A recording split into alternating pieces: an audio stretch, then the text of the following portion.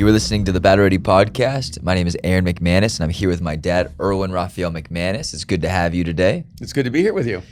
How's your week going? It's been a great week, especially today. It's sunny in LA the way it should be. Finally. Although it is still deceptively freezing cold. It's actually so cold. We're doing 75 hard, which is like a workout training program. All right. And it's honestly, it's awful. It's awful. And then someone hit me up today though and said we should do a battle ready version of what 75 hard is so people could do it with battle ready. That's kind of cool. There's basically 2-a-days and we're running in the mornings and it's so cold. It's so cold. Like my little legs out there free, like red. And when you say 2-a-days, is that getting coffee twice? It's getting coffee twice. That's what it is. No, it's like two you breakfasts. I think you have to do 2 45-minute workouts, one inside, one outside. Wow. So, yeah, I did 3 yesterday, and then today I'm doing 1. But this whole weekend is not to make me sound cool. I'm not cool. I'm hurting. I'm hurting inside and out. This weekend was wild. The trees in my yard were bending in half. It was like a tropical storm. I've only ever seen this in Florida. Whatever Florida has, we got it. And it's been wild. Crazy. I mean, the wind, the storms, our yard was flooding. Trees have been uprooted, blocking streets. It's crazy in LA. Crazy in LA. And then someone told me yesterday that they woke up in Pasadena and just like randomly woke up in Pasadena. Well, they live in Pasadena. Yeah, okay. They just randomly live in Pasadena, and the mountains are full of snow. The mountains in Pasadena. Yeah, they said that they were white. Wow. So it's beautiful. I mean, come to LA. We have oceans, we have mountains, we have snow, we have beach. We have it all. I was running with one of my friends from Mexico City, and he just yells out, "This is not what I pay for you for, Los Angeles." Does he pay?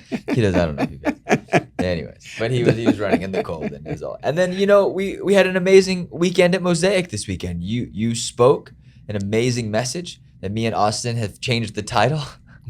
Well, I think it was initially the place called Scent. Yeah, which is a little obscure. It is obscure. It's very like you.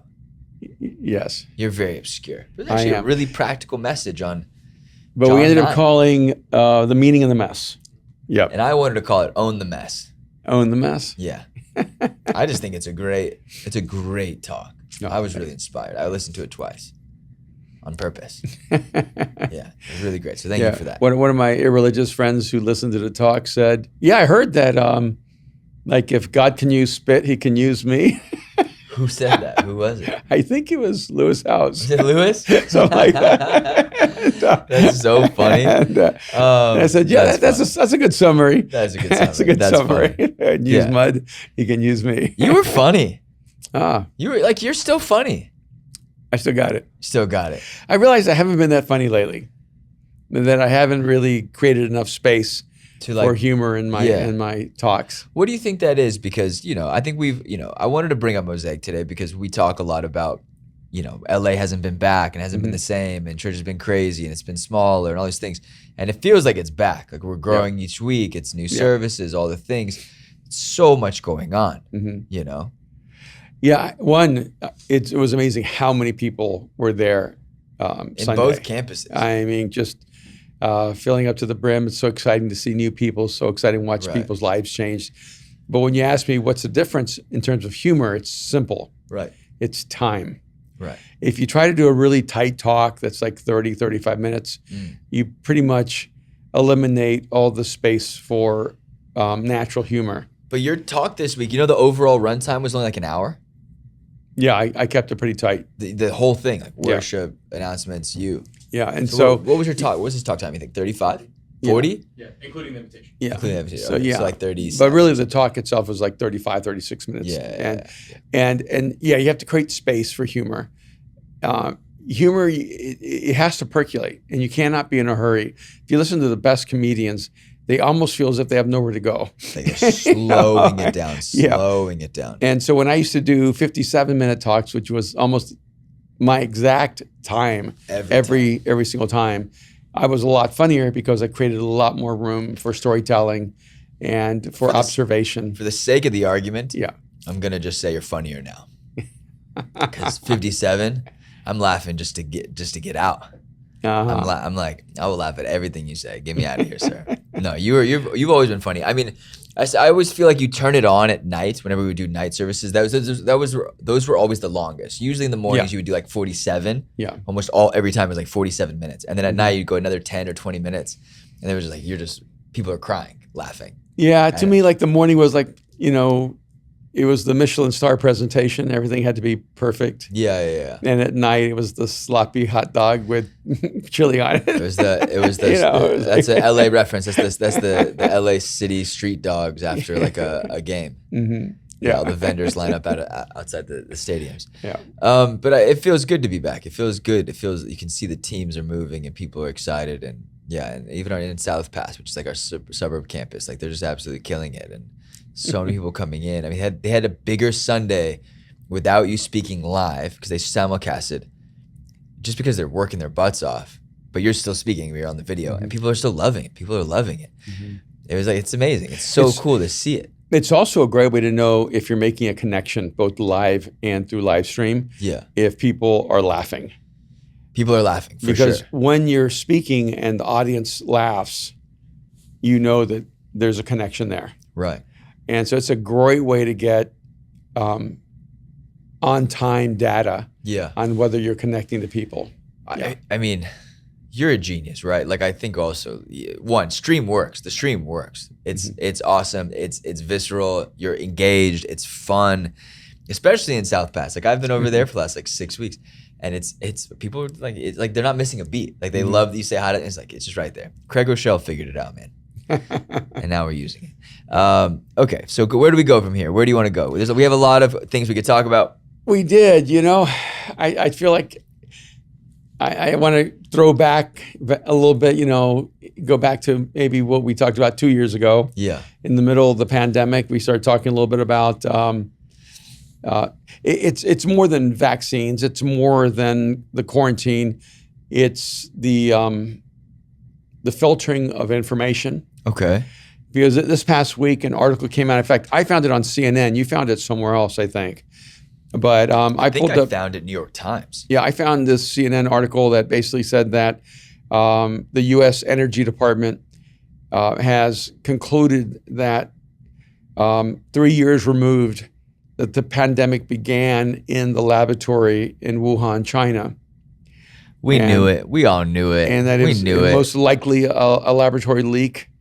And also then it said that it was first confirmed in a classified intelligence report reported by the Wall Street Journal. So these are really legitimate sources. It was Wall Street Journal that sent you. Okay. Yeah. And I thought there was a lot of things that were really interesting in this, and that the intelligence community has been releasing more information, and that even back then they were split on how it started, and that essentially the White House determined it would go with the assessment that it was started through animal transfer rather than the Wuhan lab, even though some of the intelligence community from the very beginning said it came from a lab, and even though there was low confidence that the virus jumped from animals to humans. And so even the ones who concluded it was a jump from animals to humans still said it was low confidence, not high confidence, even mid-confidence. I'm sorry, I'm only laughing because at the bottom of this post, there's Eric Roy and Andres Figueroa ripping into the comments. No, for sure it was a bat. Blame the bat. Some of our boys from you can't take them anywhere. That's why we can't have nice things. And then one of the assessments, I'm going to go back. With moderate confidence that the pandemic was a result of a laboratory accident. And then even talks about how some of the back tracing evidence is that that they found evidence that researchers at Wuhan Institute of Virology fell seriously ill with a mysterious virus in November of 2019. And so that's before the global outbreak of COVID-19, of the pandemic. I think that for me, the question isn't where did it start, even though that's a pretty important question. It's a pretty important question. It's a pretty important question to ask. Was this a virus that jumped from animals to humans? And because that creates a different scenario of possibilities for the future. Yeah. It's also a significant question to say, was it leaked from a laboratory? And then there's two questions inside of that question. Was it leaked from a laboratory by accident, or was it leaked from a laboratory on purpose? But then there's another fundamental question behind that one. Were they doing research there that they should not have been doing? I'm gonna go with that one. I'm trying to find the Joe Rogan podcast with this scientist, he's a virologist who basically he works I work CIA, I work for the federal FBI, I work with all the agencies as like a consultant. Yeah. He's an older guy, lives in Virginia, is on a horse ranch. So like he's talking about all of the medications, all the things. He's like, I got a call early 2020. I think it might have been end of 2019, early 2020. And he was like, from a guy in the CIA saying, hey, when are you going to China? He was like, what do you mean, when am I going to China? And he goes, there's something going on in China. You're going to probably get a call in the next day or two. And so he was like one of the earliest guys to take the vaccine. He talks about basically where it originates. He really myth busts Joe Rogan, because Joe Rogan's pretty conspiracy theorist, and goes, he's Joe Rogan, he's awesome. But he basically pushes back pretty heavily on misinformation and some stuff that I think Joe Rogan kind of came to believe, and he kind of presents him with a bunch of options of was it this or was it this? And the guy just breaks it down. I listened to it probably a year ago, but an amazing podcast. We'll find it and link it. But yeah, for me, the question today. Yeah, what's the question today? Is, have we been conditioned to believe the government should protect us from information and from truth, so that we don't have to have the complexity of making choices? Because that's how societies lose their freedom. Because what we do know without any doubt, all right, there's a lot of doubt about how it started. What we know without any doubt is that the government knew that both theories were probable or possible. Which theories? That it came from animals or it came from a lab.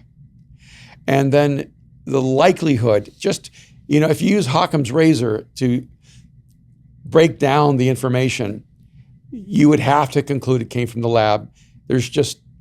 What's the likelihood that you would have a animal transference of a virus in a small place called Wuhan, where they happen to have the laboratory that was researching the exact same kind of viruses where they had the epidemic begin? And so just basing this from a scientific assessment, not from an emotional or political or religious view, just from a scientific assessment, you'd have to go 90% likely it came from a lab. But that's not even then my question. The question is, everyone who disagreed with what the government said, everyone who disagreed with the narrative that it was transferred by animals was considered a conspiracy theorist. Even the fact that in a moment ago, Joe Rogan's kind of known as being a conspiracy theorist guy. Is he known as a conspiracy theory guy because he refused to accept a narrative that now we know was false? And is this the way the government's going to shape the future of American politics? That whoever's in power will withhold information and say, well, no, we're protecting the people. And even the fact you mentioned this to me the other day, how Twitter. I sent you a video. Talk about that for a minute. So Austin sent me a video where his United States representative, so Congresswoman Nancy Mace from South Carolina, interviewing a Twitter executive, basically on the grounds of, the first question is, did you go to medical school? That's the question from the Congresswoman. And the woman responds from Twitter, no, of course, no, I did not go to medical school. And then she starts bringing up case after case of people who were censored, doctors who were trained and educated at the highest level, the best medical schools in the world, and says, why would Twitter knowingly censor some of the most educated humans on the earth to prevent what? In the middle of the explanation, the executive from Twitter says, we were trying to protect individuals. People. She says individuals. Individuals. Yes. Yeah. So here's the question. Do we want a society where government and media and news outlets and every public forum is there to, quote, protect us from information that we're not capable of filtering through because we're so stupid and so naive and so incapable that if we are bombarded with all the information, we'll make the wrong decision? Because it feels to me that this is the definition of Big Brother. that I cannot trust you to figure out what's actually true and to do the right thing. And so you have universities even to this day who are forcing people to be vaccinated to be a part of their programs when other nations, advanced nations, educationally, that are already way past that no longer require that. I'm concerned because, one, there's a growing intolerance for anyone who has a different position than just far left progressive ideologies. And it's interesting because in my lifetime, 20 years ago, people on the far left had a legitimate argument. They were unheard. Right. And, and that they needed to. In which way and on what? Like, what were the primary, I'm asking to be educated Well, here, no, some of it would be. What were the primary topics in which they felt misheard? I feel like the gay community was unheard and even like women's unrepresented, rights. And yes. A lot of issues with women's rights, yes. And, I think especially when you look at the 80s, when you come out there with Ronald Reagan, when you had the whole influence of the moral majority with Jerry Falwell and that massive movement of Christianizing America, right. A lot of people who were not Christians, a lot of people who didn't hold the same belief systems really felt run over. Wait, Jerry Falwell was part of that? He started the moral majority. That's not the one who got caught with this. No, that's his son. Oh. And so, even his son couldn't belong to the moral majority. Yeah. And doing our best. Our sons were doing our best. So I feel like the right, the Christian political forces tried to force America to have a narrative where if you were progressive, if you were on the left, if you were not a Christian, you did not have a voice. And so I actually was incredibly sensitive to the fact that we needed to allow everyone to have a voice. That even if you don't agree with, pro-choice, or if you're pro-life, or if you don't agree with gay rights or whatever it may be, in an open, free society, you have to create space for people to have an honest dialogue about those things. Right. So I was always for that. But now it's the opposite.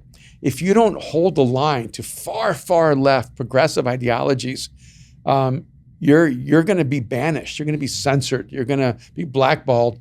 And so there's no longer even a moderate intellectual center.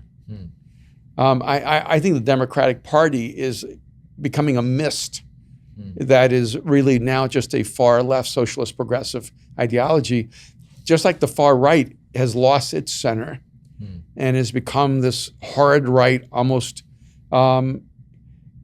protectionist, nationalist ideology that, America needs to protect itself from the rest of the world. And the moment you let one extreme take control over the conversation, you're in real trouble. And I think that's the reality, is that the left was okay with Twitter taking control over freedom of speech.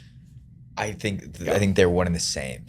I don't think the left. Yeah, that's true. I agree. I think the Twitter operated as an entity of left belief systems and leftist politicians, and I think that's the reality. And she kind of goes on to basically say that they were mandated by the government to do specific things, and how much of that is them scapegoating the government, or how much of them is that how much of that is them covering their own tracks in their own way. But it just feels like both parties just get in their own way right now. We obviously, this was going to come out. This was always going to come out. The reality, and the sad reality, is that people just don't care as much now. They've exhausted us with lies, so we don't even care about the truth. Yeah. Right. And I think that's something to say for most things, where you lie so much, the truth doesn't even matter anymore. You just went out. Yeah. Sometimes I photograph articles where the headline in like the New York Times, wherever it may be, right, it makes this really stark statement, and then you read the article, and the article says the opposite.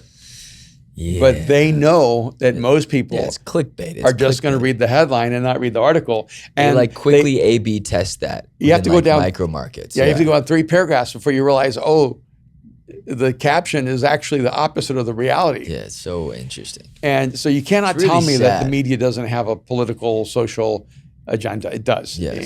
And news is no longer news. It is propaganda. And maybe it's always been propaganda, but now it just seems like it's the sport of the time. It does. And so at what point do what is what do you do with this, right? Because who do you trust in the media? Who do you listen to? I trust Joe Rogan more than I trust CNN and Fox News. Like I could not tell you. I can get the news. I could not tell you the last time I have listened or watched CNN or Fox News or MSNBC, because I know it's fully propagandic media. I read the New York Times with like an open mind, but with also the filter of going, I know what this is too. Mm-hmm. I know that if it's a conservative writer, that he gets like one little mini like bar. He'll never get a headline. He'll never get a whole thing. They'll say like an opposing view from blah, blah, blah, blah. Right. And I always tag those. I'm like, no, opposing views are what your paper should be all about. Is you should almost have two headlines. This is what one part of the world might think, and this is the way that the other world might think. Also, or just give the facts. Mm-hmm. We need the man from Newsroom back, from Aaron Sorkin's Newsroom. That's what we need. But I also, so where do we go from here? Because I said like, let's not trust, you can't trust the government. That's the reality. You can't trust it because it doesn't need your trust. It needs your vote, and it needs your tax-paying dollars. And so it does feel, at least for me, it feels like the U.S., as beautiful of a country that we live in, feels like we live in an exhausting lie and a manipulation kind of cyclical motion. Yeah. There's another thing that maybe it's just going off in a unwanted direction, but if the government can create money, it just makes money. It just prints money, because when we start taking on multi-trillion-dollar deficits, that isn't real money. The government is just printing money, and so there are economists who are basically saying the government should do that. We should just print all the money we need because it's really just up to us. It's no longer backed by gold. There's no real value behind it. So why don't we just print money? So then my mind says, okay, if you're just going to print money, then why collect taxes? Because why do you need my money if you can just print money, except for control? Because if you're going to print money, you don't need to tax billionaires. You just print billions of dollars of money. Which is what the government is doing. So it doesn't all make sense to me. And it doesn't tax billionaires anyway. So that's I know. I mean, people who become billionaires are smart enough to know how to avoid taxes. Right. And, by constantly taking a loss, right? Yeah. No, I guess let me ask you a simple question. Do you feel like you can trust the government? No matter the party? Because this has happened on both sides. Maybe not this specific situation. I think that the political structures are set up in a way where it's hard for trustworthy people to hold office. And when I say trustworthy, I mean people without a political agenda that is hidden behind the marketing of the politics. And so you run with one agenda, but you lead with another. And I think it's really difficult to get people to actually say what they really believe and what they're really going to do in office. And, so I do think I think Bernie Sanders, who he is. You may not like Bernie, right? But you do know his ideology. And if he was the president, he would try to make us a socialist country, And maybe that wasn't a I like that slip. I like that slip because that's what we really are. Yeah. And if you have, Ron DeSantis, you know exactly who he is and where he stands. So there are some politicians where you think these people are true to who they are, whether you like them or not. Right. Overall, I think that when a person becomes president, you have no idea what their real agenda is. I still, to this day, don't know what Biden's real value system is. Well, half of the women in his administration are women. Which is a really good percentage. It used to be 100%, but the world has changed. Did you see the clip? Yes. Did you see the clip where he's like, I did. I saw that. So bad. My man, someone get my man out of work.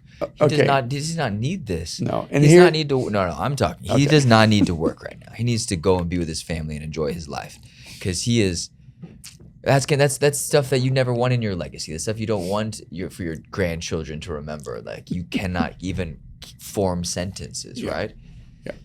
But even when you're saying that, like I think they had Jill Biden present at the Grammys. Yes. There's no question that that's a political move. Of course. Because I don't think she has a musical background. No. I don't think anyone's going, who are the people who really need to represent music and go, oh, Jill Biden. Yeah, but that's kind of a thing. Like Michelle Obama would have been really engaged in but you have to have a Michelle Obama.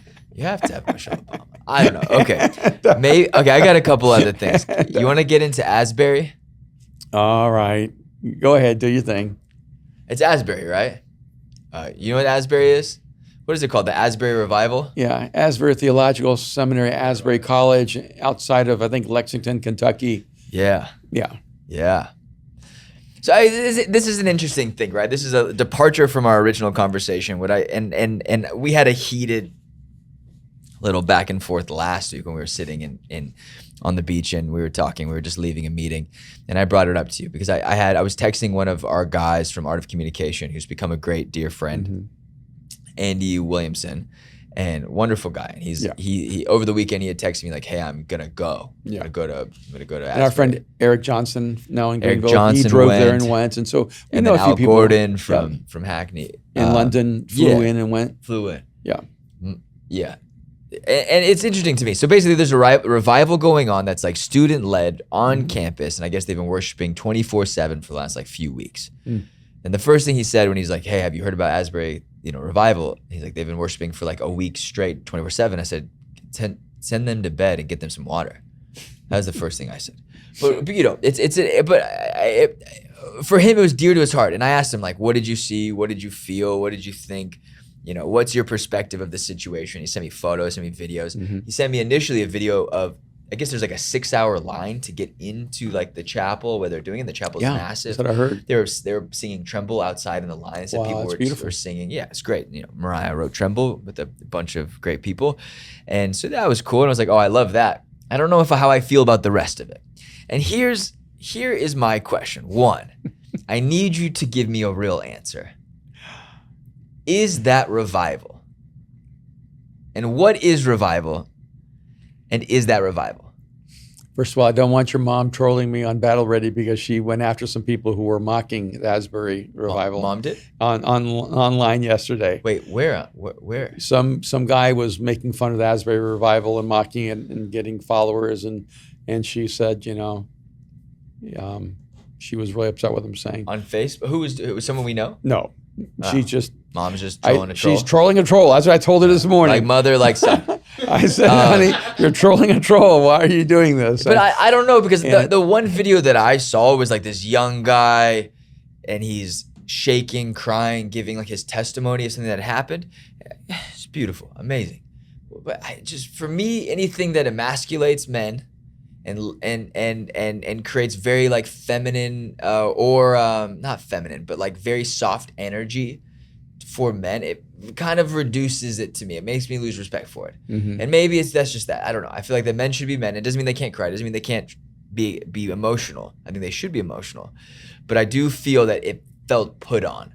And also like the camera angle was like this, and I'm like, okay, so there's someone there filming this. And I'm like, if this is really revival, why are we trying to document it so much? Because that to me feels like production, not revival. So let me get back to my question. Do you really have a question? I think you have a statement. No, I would like to go toe to toe with you on this one. Is it revival, and what is revival, and is this it? Well, I don't know if all of our listeners even use the language of revival. It's an old word that isn't as common as much anymore. Right. And for something to be revived is to be brought back to life. Right. And so maybe it's a Christian college and a Christian seminary. Right. And I could imagine there's a lot of kids who go to school there who their faith is their family's faith. Mm-hmm. They grew up in church. They grew up, in a Christian world, but that faith has never really been fully owned by them. Okay. Or they've never had a life-changing experience or encounter with Jesus that was truly transforming, and that's happening now. So I really, want to celebrate if that's what's happening and go, hey, there are times in your life you just need something to wake you up And then sometimes it happens in an entire group, and a lot of people in your life have that same experience. And I've had moments in my life that would be very similar to that in the past.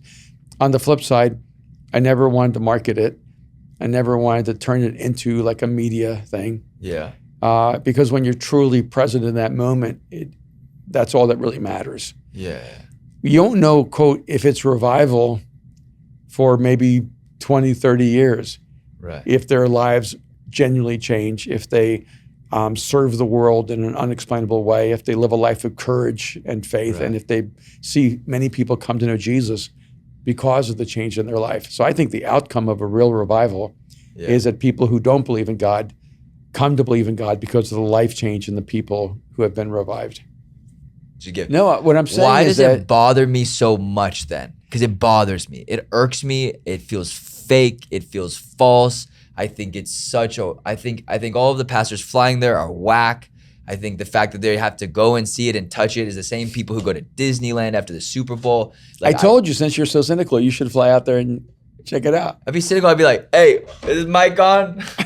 Hey, stop crying. I don't know. I just don't. Something about it doesn't mean I haven't been moved by Jesus in an emotional way. I think I have, and I I love to cry. Crying is a real thing. I'm very, very intense, and I'm very passionate. I feel like it teaches young people inside of church or in the faith or in this revival an unhealthy relationship with Jesus. That's what I feel like it teaches. And then I think for so Andy said like the celebrity pastors were made to wait in line for 6 hours. And I was like, I don't really care. They're not celebrities to me. They're not, if you want to be a Kardashian, go be a Kardashian. I don't care.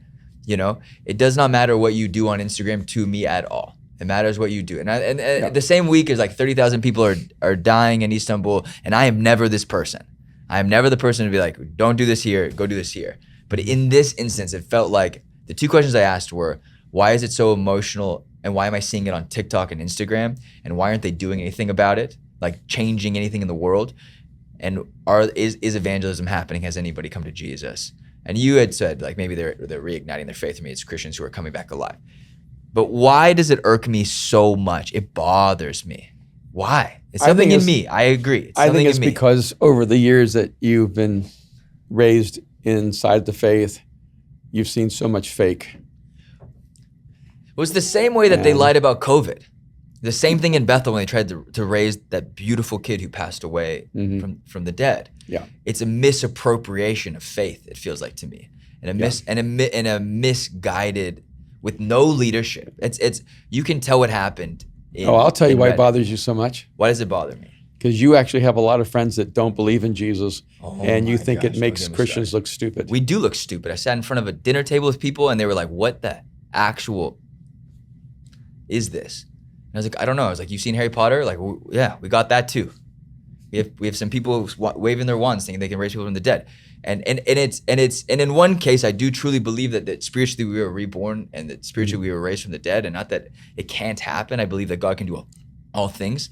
I guess for me, it's why are we so needing that to happen for us to like ignite our faith, right? I don't know. Yeah, I think a lot of it is emotional catharsis, a need to open yourself up, a need to experience something deeply, a need to feel seen and loved. And I think of the words of Jesus when the disciples saw that other people were casting out demons and performing miracles, and they said to Jesus, I love how Peter goes, hey, Lord, would you like for us to call fire down from heaven and take care of them? That's me, my man. That's me. And you have a lot of Peter in you. I do. And Jesus said, which you want to have more Jesus in you than Peter. Jesus said, no, if they're not against us, they're for us. Yeah. And there's just enough people who are against us for us to, pick people, go, we're going against this. Like, nah, they're not against us. They're sincere. I believe they're sincere. I believe that they're connecting to God. They're not hurting me in any way. They are hurting me though. They're hurt because it bothers me when my friends go, "What is this? Why is this so it's better to go, embarrassing?" I don't know what it is. Life is full of mysteries. I say I don't know them. That's not my. That's a different sect. Different sect. Having been alive twice as long as you, I've seen a lot of situations like this that they just dissipate into no real change. I mean, what I think of it as an example is decades ago, New Zealand as a nation, all the Christian churches had, quote, a revival and awakening. And pretty much every church in New Zealand became charismatic. Like they had the whole experience of speaking in tongues with the second baptism, and it became, it spread like wildfire across the nation. But the percent of Christians, I think, stayed at 1%. And so there was zero effect on the nation in terms of its relationship to God or to Jesus. Yeah. And so I go, was that really revival or was that hysteria? Yeah. Was it really something that God was like infusing? And if it was, why did the church have zero effective change in the way it related to the world around it? I want change that changes the world. I want change that changes the lives of other people. I don't want to just feel God more. I want people to see God in me more. Yeah. Like, get revived and go. Get out of here. Do something else. I don't know. I don't know. But we have a Hogwarts, and it's in Kentucky. And I don't want to go there. I have no interest. But you can go if you want. Would you go? No. I'm sorry. I'm sure there's wonderful people in Kentucky that go to this school, and if they're but I have spoken at that school years ago. Years ago. One time, huh? One time. It was a one time. They never invited you back. They invited me back. Yeah. But what'd you say? I'm a guy you invite. What'd you say? You invite me once. What'd you say? I know you said something though. I've been in. There was like a decade and a half where no matter what the room was, at the end you offended everyone, or in the beginning you kind of either started or ended. Yeah, I just think that. Was that a secret tactic to not get invited back? No, I just always felt like whether it's Christian or Buddhist or Hindu or Muslim or atheist, everything needs to pass the litmus test of truth. And, I think I've been as ruthless on Christians as I've been on atheists, and I've been kinder to atheists than I've been to Christians. That's true. I had to convince you not to hate Christians. Yeah, and because I believe so deeply in Jesus, I really don't have a lot of toleration for things that are disingenuous. Okay. Yeah. Well, okay. Hey, life is full of mysteries. I don't understand black holes or supernovas or, antimatter, and so I'm not going to understand the Asbury Revival. the Asbury black hole. And, I hope it changes everyone's life for the better. That's my hope. Yeah, and maybe it is. Maybe it's breaking down some old theologies and old doctrines inside of that old school that it'll revive that. But I will say, the moment you start thinking that location is somehow uniquely sacred, yes, you become like Muslims with Mecca. Yes, you become like Hindus who go to the Ganges River, or you start believing that this sacred spot is where God is working. You have to go there. You become like the people in the time of Jesus, all the paralyzed and the lame, the blind, the deaf, who were trying to get into the water when it swirled so that the angel could touch them and heal them. And I think sometimes we're really prone toward magical thinking rather than to really learn how to live a truly spiritual life. And with that said, I think we're going to end this episode. Thank you guys for listening to the Battle Ready podcast.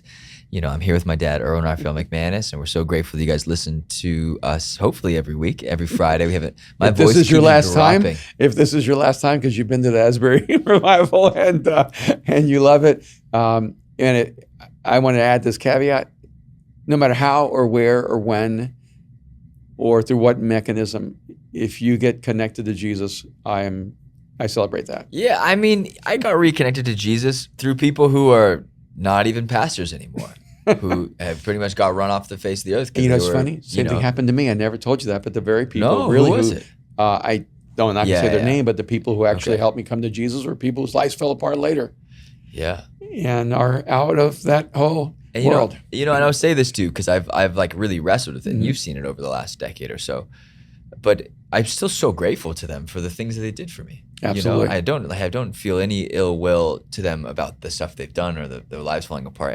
Everyone has that moment in life, or might have that moment in life, and I'm really grateful they brought me back to a relationship with Jesus. It's because imperfect people can do good things. Yeah, it's really beautiful how the life of Jesus and their journey of Jesus really met me at that place and changed me and so many other people's lives for the better. Okay. With that said, we're going to end this episode. Yeah. Right. Okay. Thank you guys so much for listening. We rate and review this podcast on Apple Podcasts. You can give us 5 stars. You can leave a comment. Please do. We're so grateful. You can also join us on Patreon. We have a unique Patreon. So if you go to thebattlereadypodcast.com or go to our Instagram, the link is in the bio. You can sign up for Patreon. We have a bunch of different levels. Basically, we release podcasts a little bit earlier. And you get early access. You can ask us questions. We'll kind of do some interactive stuff with the guys from Patreon. Thank you guys so much for being contributors. I think we have a few hundred people on Patreon. I would love to see that grow. So maybe we got to do some things to see that grow. But thank you guys for being a part of Battle Ready. It's almost been 6 years now, 7 years. We're getting old. Battle Ready. Yeah. We're getting old. I think I want to do a Patreon episode on who are the Nephilim. The Nephilim? Okay, Google that because I'm not explaining that right now. All right, guys, we're going to get out of here. We'll see you guys next week. Have a great week.